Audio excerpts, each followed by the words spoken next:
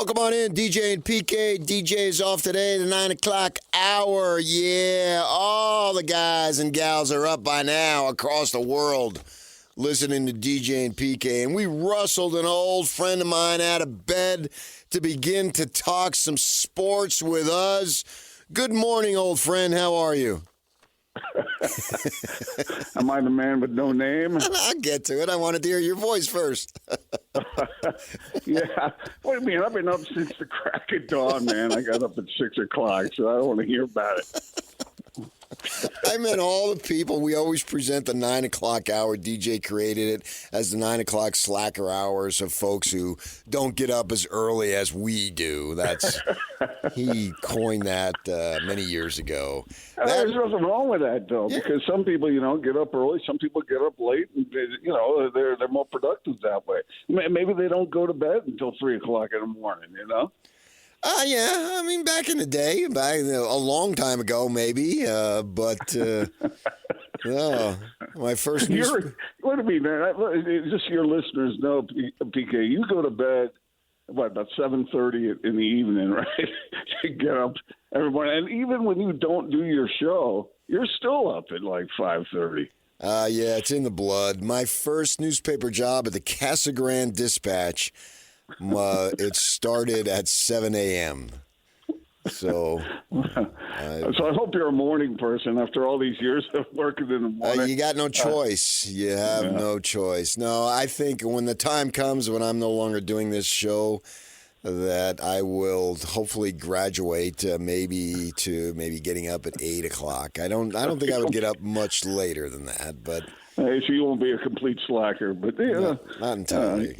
You do what you have to do. That is the voice of Gordon Monson. He is a writer for the Salt Lake Tribune. He's been writing for the Salt Lake Tribune for, 30 years? What's it been? It's coming up on 32 years 32 now. years? Yeah. Oh 10 years. Gosh. 10 years at the LA Times before that. So I've been, all told, I've probably been writing about 45 years now, PK. You got another 10, 15 years in you? I don't know. We'll have to take that day by day, year by year, I guess. Yes, as Vince Scully once said, ex-player was day by day. Aren't we all? Aren't we all? Yes, particularly as far as that goes. So I want to bring you on, talk a little sports. I'll throw you a little curveball. We're right college football getting started, and the Olympics in full swing. That's been fun to follow this year. I've enjoyed it, maybe more so than ever. I'm not sure why, but nevertheless, good competition and just spent a good time watching it. But, the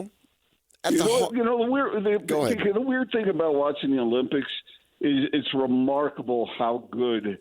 I watch event after event and think, how do they do that?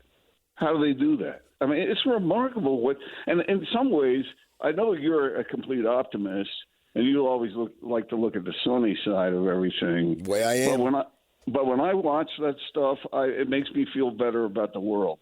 It makes me feel better about the fact that people can do these things. Human beings are capable of doing really remarkable stuff when they set their minds to it. So, that's a good thing to watch. It is for me anyway. Yeah, I agree. Comes around every 4 years, and so it's fun to do.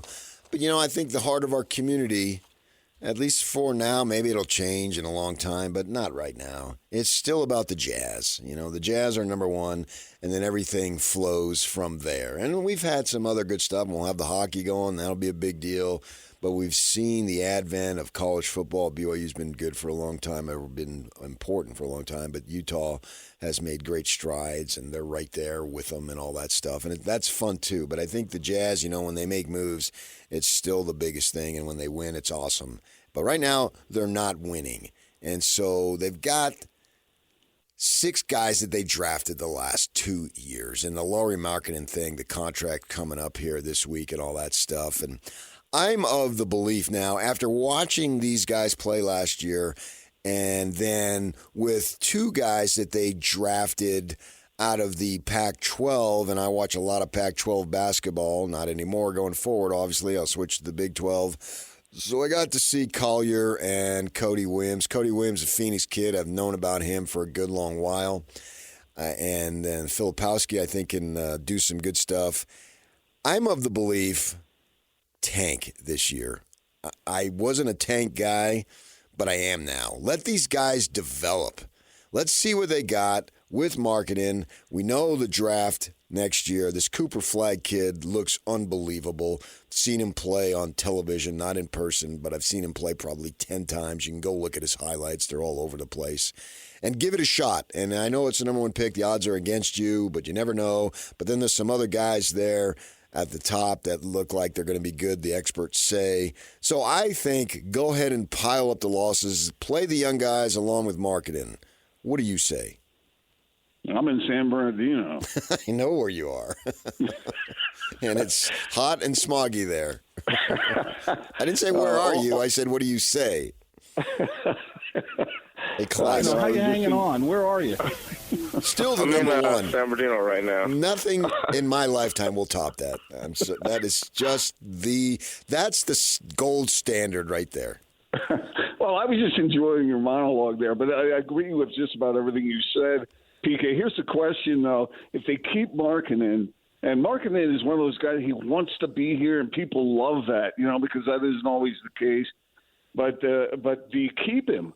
Or do you do something? Do you tank completely and then develop these young guys that you were talking about? Because in my mind, when I study the Jazz, and I've looked at them a whole lot, just like you do, and it seems like they've almost got a split personality in the front office. What's the plan?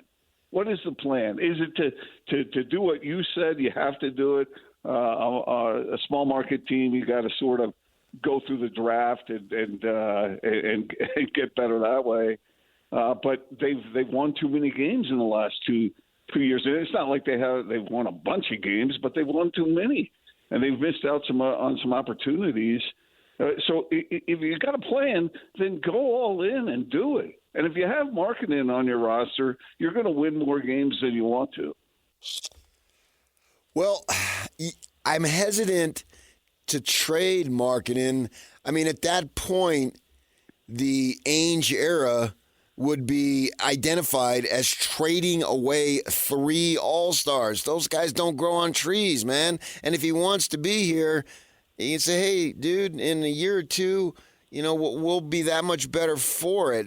I think they've got some young talent that I just don't want to see down in the G League. And I know that the idea, well, you don't want to bury those guys' confidence. Come on, man. Kobe Bryant was shooting air balls when he was a rookie in our arena here in town, and it didn't seem to bother him.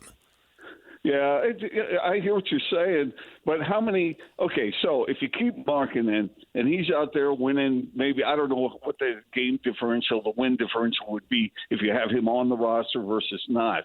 But he's going to win more games than you would if you don't have him. And what is he, 27? And so by the time these young guys come into the point where they are ready to win, they've gone through the developmental process, is Markkanen going to be as useful for you at that point? Is because they're going to have to pay him a ton. So these are the decisions they have to make. And what could they get if they do trade him? You've heard about the rumors with the Warriors and others. How many draft picks could they get, and what's he worth? You can make arguments for either way. Keep him because he wants to be here and he's a heck of a player, or go ahead and go all in on what you said. You use the T word. And if you're going to tank, then tank all the way. It's interesting because the first year that Will Hardy was here, the Jazz were saying, oh, well, we were going to tank, but our coach is too good. Yeah. Well, San Antonio, they did a pretty good job of tanking, and their coach is pretty good too. And yet they did it anyway. And so they followed the plan better than the Jazz did. And that's just the way it is.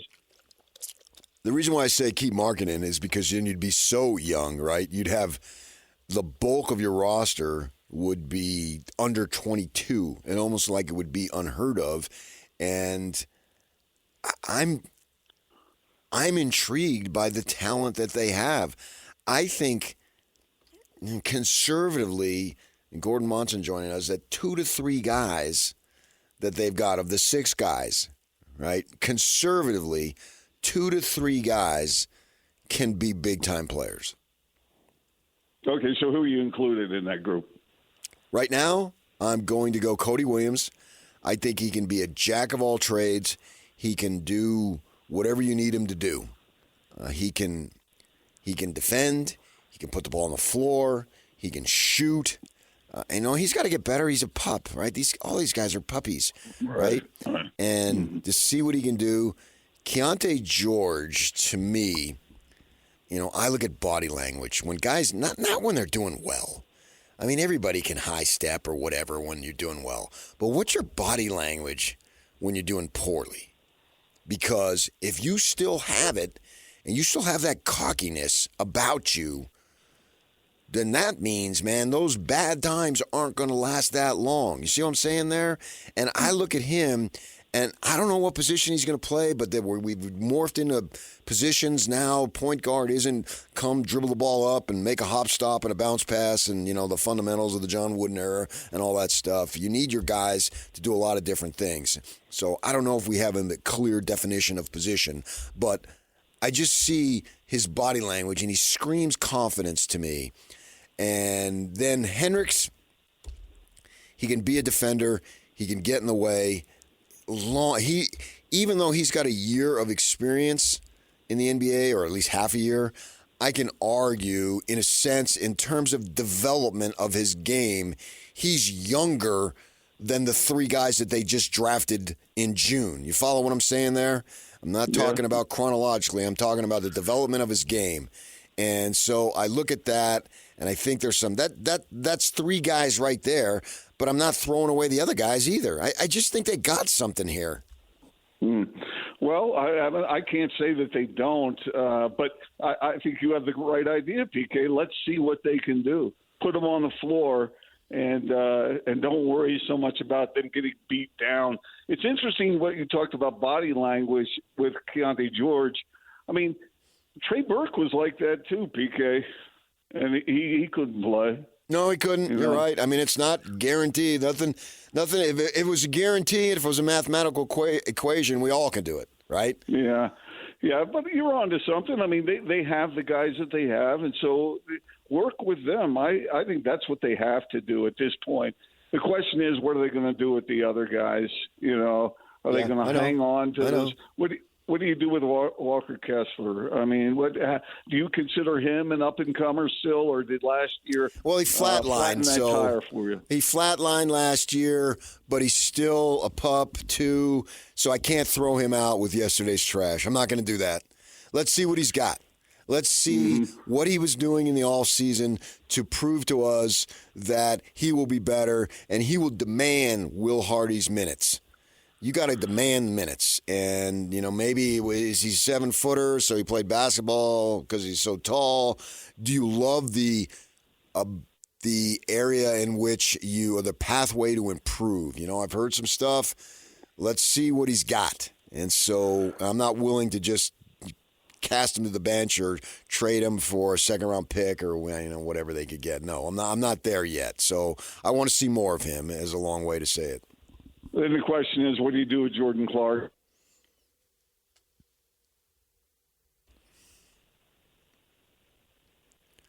Did we lose him? Because the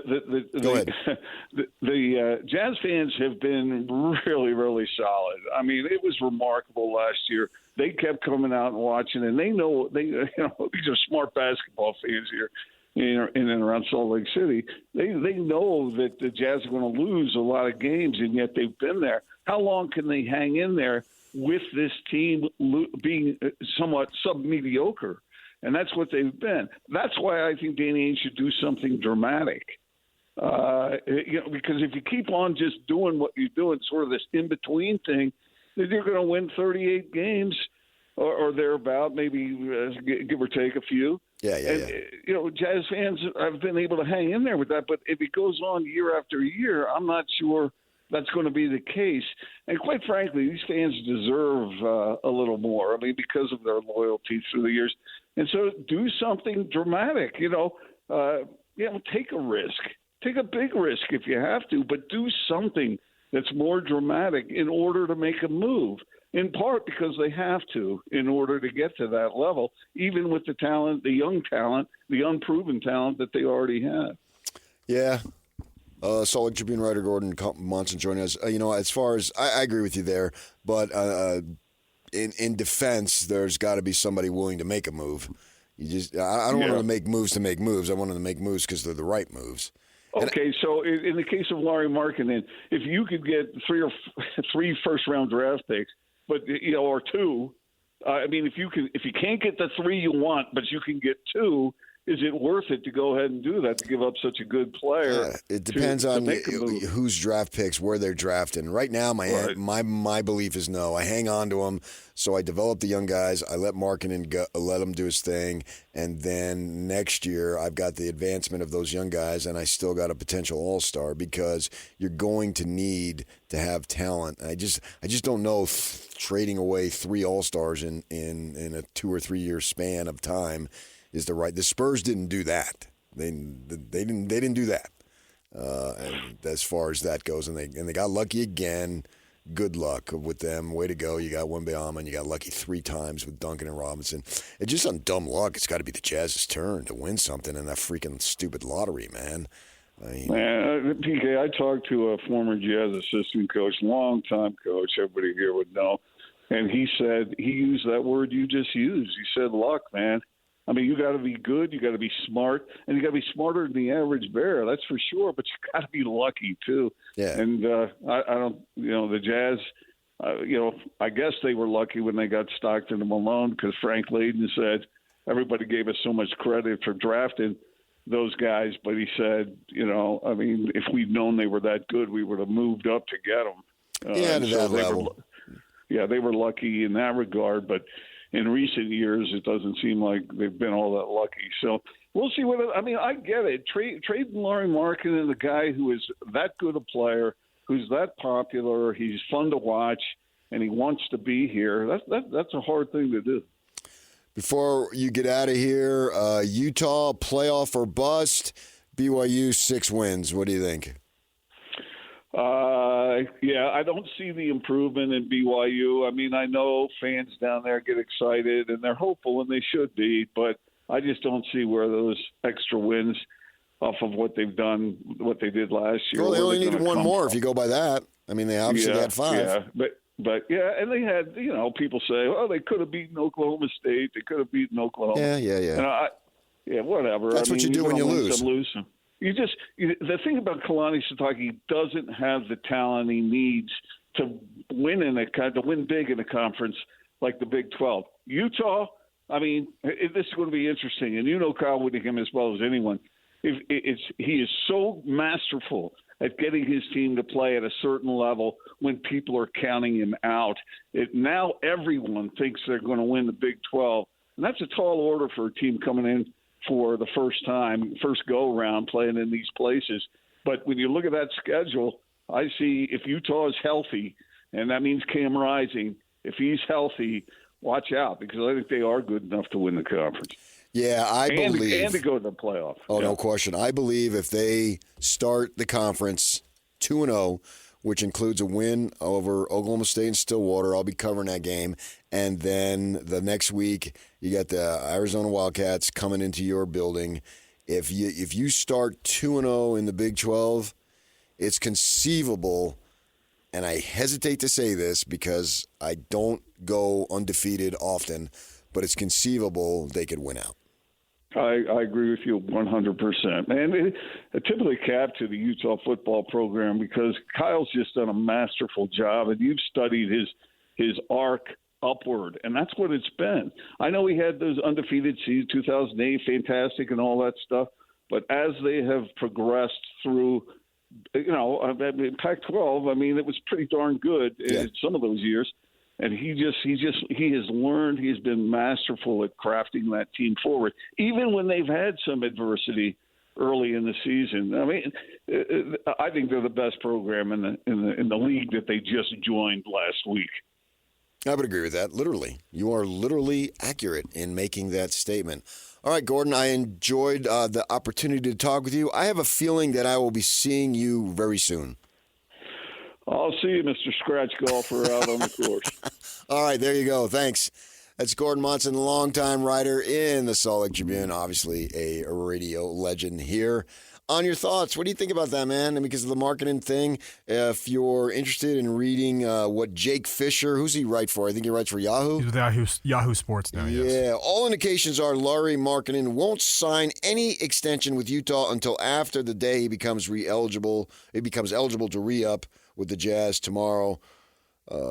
Sources told Yahoo Sports, ruling the talented 27-year-old off the trade market for the 24-25 season. So they would have to make a move here real quick. And that's what I think they should do. Keep them and go with the kids. How about this? The Finn and the kids.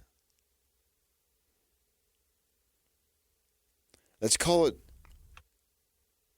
I'm okay with it. Kidsland. Kidsland? Yeah, Okay. we're going Kidsland. We're going to finish with the kids. I'm trying to think of something here. This is on the fly here, off the top of my head. All right, there you go. Stay with us. We'll get you caught up on what you may have missed. Stay with us. 97.5, the KSL Sports Zone. Accessing. This is Hans Olsen and Scotty G. Great offensive lineman for the Broncos. Mark Schler had a lot of eyes on Zach Wilson. He's had some struggles in camp, in OTAs. Is he running third right now out of those three quarterbacks? Yeah, part of the issue when you go into a dysfunctional situation is kind of unlearning a lot of the stuff you've learned. I'm not excusing him. Like, there are responsibilities that he has as well. But the bottom line is when you play in dysfunctional organizations, you got to unlearn a lot of stuff. And then you got to put yourself into a new position in a new situation. And so there's going to be, a heavy learning curve there on how to do things right and what's expected of you. I mean, come on. Every Jets quarterback ever drafted in the last several decades has failed with New York. Catch Hans and Scotty weekdays from noon to 3 on 97.5, the KSL Sports Zone. The one player to have his uniform retired by 3 teams would be Nolan Ryan. That's Steven. He got it right. Nolan Ryan. We're talking about this earlier. The 9 o'clock hour Slacker Radio headlines brought to you by Tim Dahle Mazda. Southtown. Find your new Mazda at the south end of the valley at Tim Dahle Mazda Southtown. That's Tim Dahle Mazda Southtown. Yes, and it is in Sandy. We're talking about earlier. The only MLB player to have his jersey retired by 3 different teams. It is our guy, Nolan Ryan, the fireballer. He played for 4 teams. He's 77 years old now, man. Still throwing gas. He could probably hit 65, 70 on the old radar gun. Yeah. He's a Hall of Famer, obviously. And he had his jersey retired by the Angels, Astros, and Rangers. He quit 31 years ago. Amazing. All sorts of stuff that he had. He did win a World Series. You know when he won a World Series, Jacques? 1969 with the Mets. Oh, he's part of the Amazing Mets? Yeah. I didn't know that for some reason. Yeah. So when did he go to the Angels then? The Angels, they traded him in time for the 72 season. Okay, so he won with the Amazing Mets and then ends up going – because I think for most people, and you can correct me if I'm wrong on this, PK, because I'm a young buck, as you like to say, his reputation was cemented with the Angels, and then he just kind of lived off of it, even though he was still very good with the Texas teams he played for. I would agree with that. Yes. I would agree with that big time. His last year, I remembered, I'm still living there in the 93 season, and that's the summer I made the move up here. And he must have announced his retirement because I can remember I said to my wife, I want to go see Nolan Ryan pitch his last season. And so we went down to the Big A, I don't know if it's still called that, down in Anaheim, and we watched him play for the Texas Rangers. And he's got all sorts of just records, just galore as far as that goes. 7 career no-hitters. How about that? And he pitched 12 one-hitters, 18 two-hitters. You know what's crazy is we bring this up is because Blake Snell, the Cam Rising lookalike, threw a no-hitter on Friday night. It's the first time he's ever pitched in the ninth inning. Yeah, he was. So many people had lambasted him because he was the analytics Cy Young winner because he never went past like the seventh inning. Yeah, sometimes it wasn't a playoff game that was Madden managing. Somebody was managing. Take him out of the fifth inning. Yeah, he got yanked early. Was it a World Series game? Might have even been. It might have been. Was it? And he was working on a special performance, and they yanked him. Yeah, crazy, man. Crazy to think that these guys who. Today, a complete game is such a big deal that they make note of it. Blake Snell, I mean, obviously, if you throw a no-hitter, you've got to have a complete game. And then you look at these old-timer dudes who just threw complete games like it was going out of style, man. I just called up Baseball Reference. In 1977, he threw 22 complete games.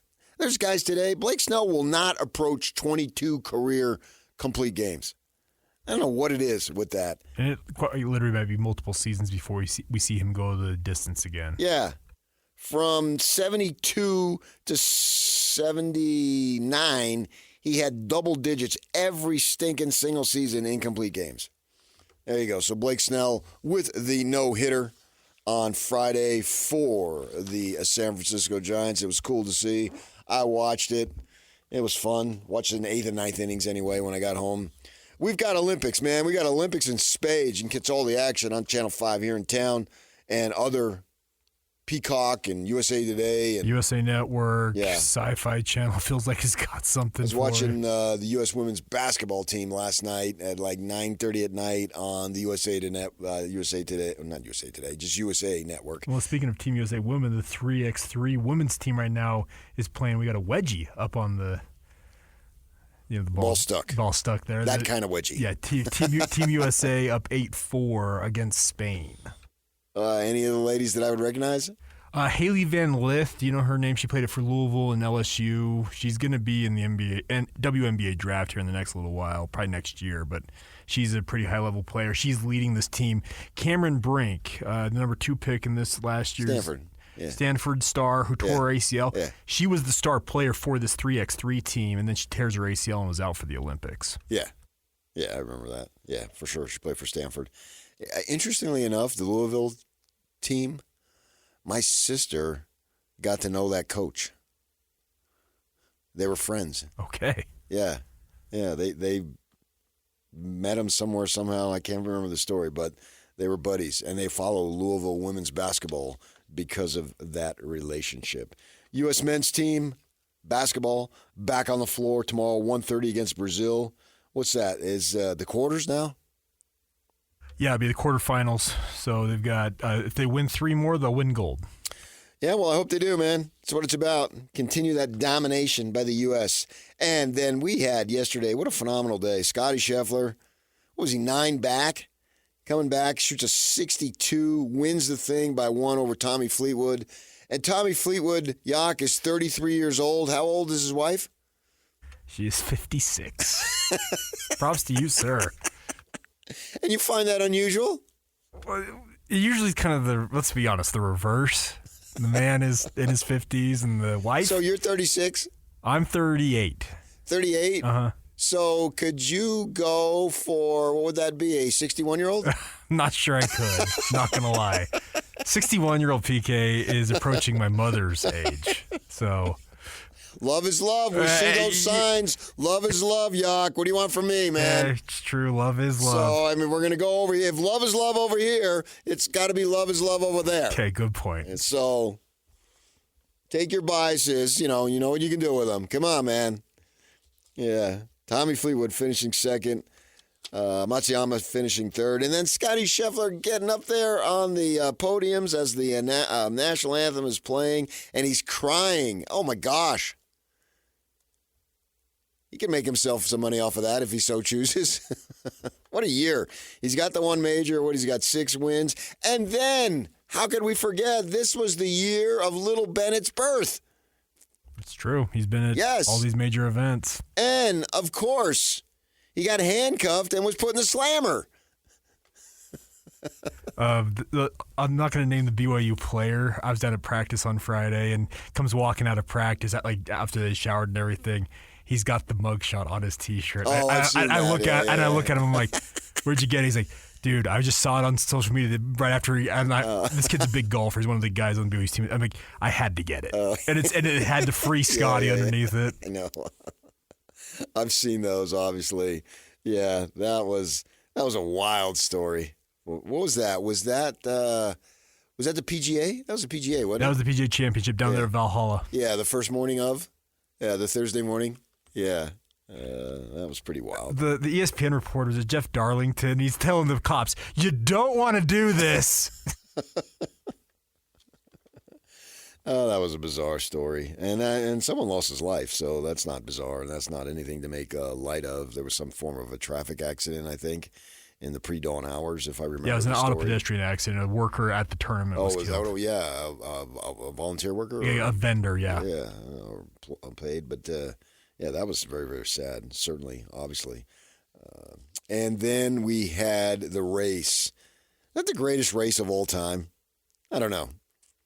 But to see that many dudes that close, and Lyles wins it, what was it, 9.75 or 9.57? What was it? What was the final there? And then they say that he did not actually cross the line first, but it's about the torso. Yeah, because there's photos of, I forget the kid from Jamaica's name, but his foot crossed the line. But as they mentioned, Noah Lyles had his chest out, like he pushed it out to cross the line, as they teach guys to do. Whereas the kid from Jamaica kind of concaved his chest, kind of held back, so that allowed Lyles 5/1000ths of a second. Photo finish to the smallest degree. Yeah, that was just an incredible race, man. Captured my attention. It was fun to watch those guys just hauling down the track there to get that done. Yeah, super cool to be able to watch that. And then go play that statement where he talks about they chest. You got that?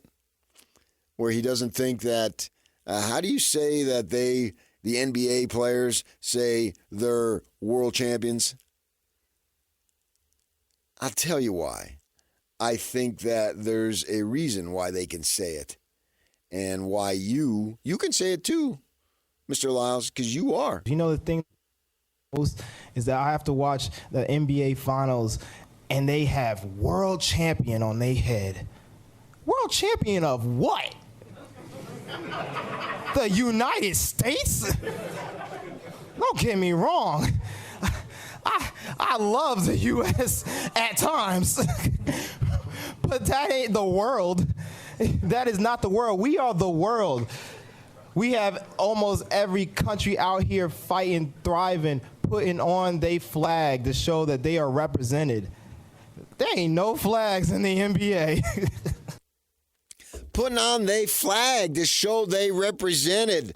Well, I think they have the opportunity of every country in the world to play in the NBA, to play in MLB, obviously to play in the soccer, to play in the NFL, whereas these other countries, they have limits. You can only have like 2 foreign-born guys that don't have passports.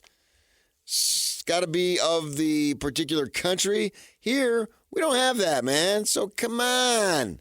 I think that's where they can get that, by saying they are the World Series winner or they are the NBA champion. That's where they can get away for saying that.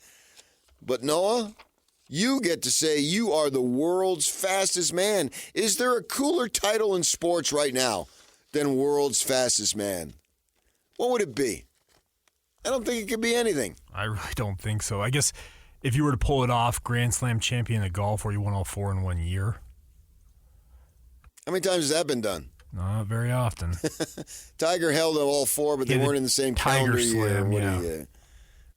So we had that. What did he do? He won the British when it used to be in August, and then they won the next 3 the following year. And then he didn't follow it up. And so he got to say he held all 4 trophies at the same time, which he did. But, obviously he was a phenomenal golfer and unbelievable and all that stuff. But to say you're the world's fastest in sprinting, man, that's something. And to win it like that, where it was the photo finish, the announcers are talking about the Jamaican winning, and it wasn't so. And they're all looking up, what were they looking up at the video thing to be able to see that? That was cool. Well, and it was just so tight because they're all looking at the video screen trying to get a feel for it. Noah Lyles goes over to the kid from Jamaica and was like, "Hey, good job, man." But both of them had no idea. Now, there was a certain call of the race that made you think that Jamaica had won gold. But Right. That's what I thought. And I think everybody kind of thought that, but they went to the photo and there you go. Noah Lyles, fastest man in the world. Yeah, I've been in racetracks, particularly the one down in Phoenix, where the red light will come on the scoreboard out front, photo, and then you just wait. You wait in anticipation, and they don't get to it as quick. It takes a little bit to be able to figure it out, and you got a lot of money riding on the line, so there's all sorts of angst wondering if you won or lost when it comes to that. And so, and also too, if they should protest, if one of the jocks protests, you have to wait on that too, and that sends an audible gasp through the crowd for those who are into that. All right, stay with us. We will wrap up the show next, right here on 97.5, the KSL Sports Zone. And it's all over almost here. Don't go nowhere. I don't know why the hockey team's messing around with the name. Should be the Utah Phoenix, rising from the ashes of what Arizona did to it.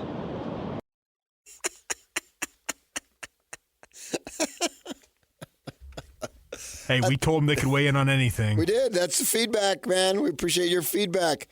Who was that? That was Patrick. Patrick. All right.